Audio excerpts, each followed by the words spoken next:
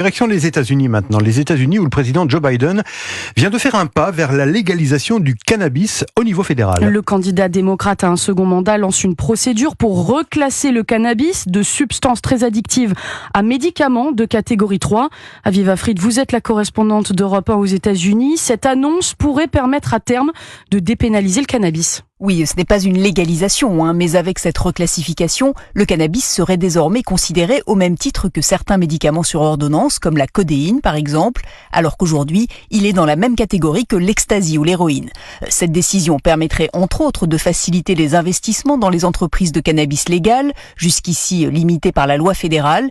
Mais c'est surtout un geste fort en faveur des minorités, surreprésentées dans le nombre d'arrestations pour possession de cannabis. C'est d'ailleurs la raison principale invoquée par Joe Biden.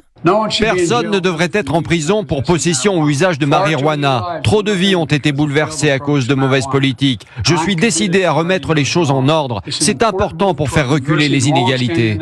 L'annonce tombe à pic pour Joe Biden, justement en perte de vitesse parmi les minorités. Sans compter que le problème du cannabis concerne également beaucoup les jeunes, une autre partie de l'électorat qu'il a du mal à séduire.